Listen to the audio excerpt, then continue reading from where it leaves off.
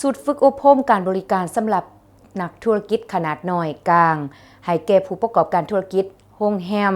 เรือนพักร้านอาหารอยู่เมืองจำปาสักวันที่29ตุลาคม2025อยู่เมืองจำปาสักได้เปิดกองประชุมอบรมการบริการต้อนรับการบริการร้านอาหารและเครื่องดื่มการบริการแม่บ้านระบบหัวหน่วยธุรกิจขนาดน้อยการอยู่เมืองจำปาสักโดยการเข้าร่วมเป็นประธานของทานนางมณีพันธ์จันทวิสุขห้องประธานคณะกรรมการปกครองเมืองจำปาสักมีทานสุรินทร์เพชรธานีห้องหัวหน้าแผนกวัฒนธรรมและท่องเที่ยวแขวงจำปาสักทานนางลัดสมัยวรจิต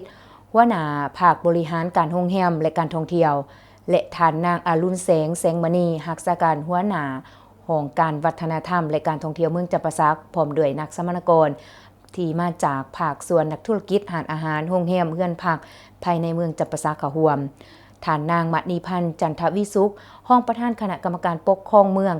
ก็ได้กล่าวมีคำเห็นโอลุ่มต้อนรับแขกซึ่งทานได้เน้นนักให้นักสมนกรจากภาคส่วนธุรกิจผู้ประกอบการร้านอาหารโรงแรมเรือนพักจงพร้อมกันตั้งหน้าเอาใจใส่โศกหูเอาบทเรียนจากครูฝึกจากการฝึกอบรมในครั้งนี้ไปนำใส่ในหน้าเวียกที่ตนรับผิดชอบให้ได้มากผลงานอย่างแท้จริงทานสุรินทร์เพชรธานีห้องหัวหน้าแผนกวัฒนธรรมและการท่องเที่ยวก็ได้มีคำเห็นโอลมพร้อมทั้งกล่าวเปิดกองประชุมอย่างเป็นทางการฝึกอบรมในครั้งนี้จะได้เรียนรู้บทเรียนคือ 1. การเสนอการบริการส่วนหนา 2. การนำเสนอบทเรียนการบริการ